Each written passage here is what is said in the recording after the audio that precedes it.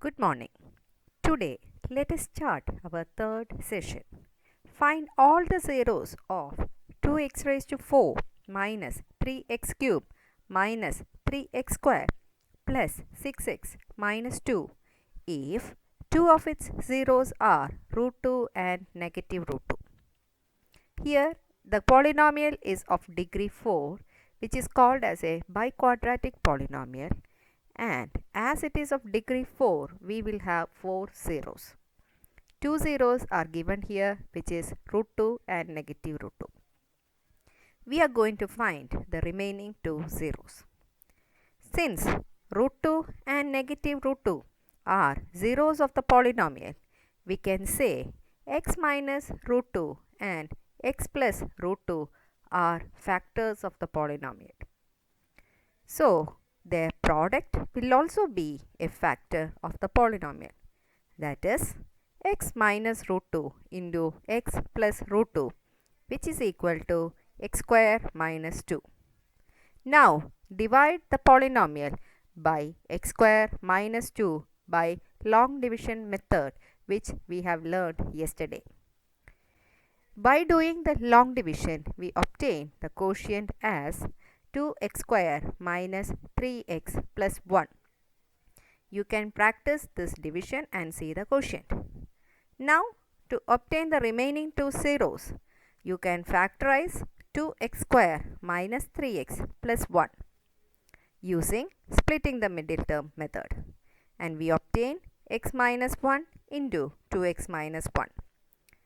So, equating it with 0, we can say x is equal to 1 and 2x equal to 1, from which x equal to 1 by 2.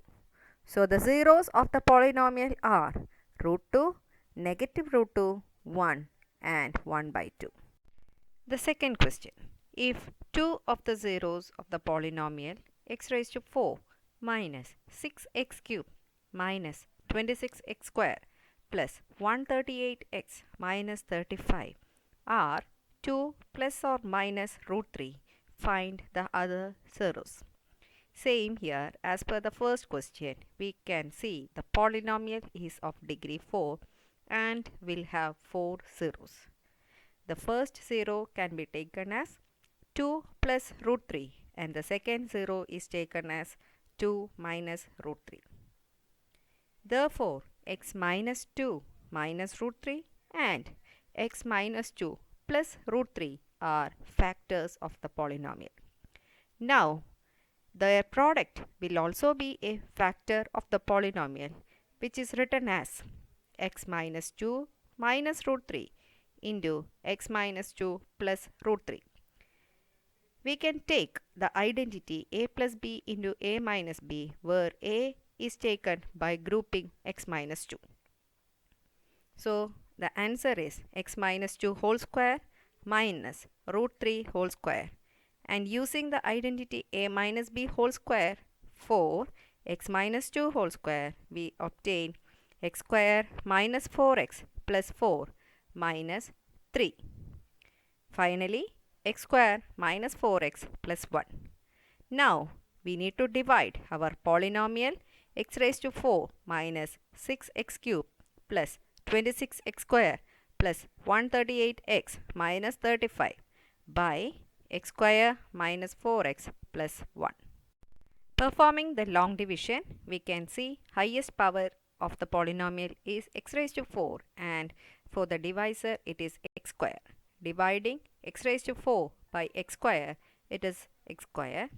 Now, we need to multiply x square with the divisor x square minus 4x plus 1. So, we obtain x raised to 4 minus 4x cube plus x square. On subtraction, we get an answer as negative 2x cube minus 27x square plus 138x, which is the highest polynomial is negative 2x cube, and dividing by x square, the answer is negative 2x. Proceeding in the similar way, we obtain the remainder as 0. Factorize x square minus 2x minus 35 using splitting the middle term. we obtain x minus 7 into x plus 5 as the factors. To find the zeros, we equate the polynomial equal to 0, that is x minus 7 into x plus 5 equal to 0. From this, x equal to 7 and x equal to negative 5. Therefore, the other two zeros of the polynomial are negative 5 and 7. Now, let us move to the extra problems.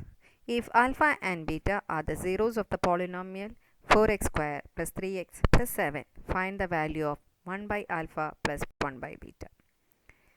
As per the polynomial 4x square plus 3x plus 7, we can say a is equal to 4, b is equal to 3 and c is equal to 7. Sum of zeros, that is alpha plus beta, is equal to negative b by a, which is equal to negative 3 by 4. And product of zeros alpha beta is equal to c by a equal to 7 by 4. For finding the value of 1 by alpha plus 1 by beta, finding LCM, it is alpha plus beta by alpha beta, where we can substitute the values of sum of zeros and product of zeros, which is negative 3 by 4 and 7 by 4 equal to negative 3 by 7. Second question. Find a quadratic polynomial whose zeros are negative 3 and 4. Last class we have done framing a polynomial using sum and product of zeros. But here the zeros are given. That means alpha is equal to negative 3 and beta is equal to 4. So we need to find the sum of zeros, which is alpha plus beta equal to negative 3 plus 4 equal to 1, which is equal to negative b by a, and product of zeros alpha beta is equal to negative 3 into 4 equal to negative 12, which is c by a.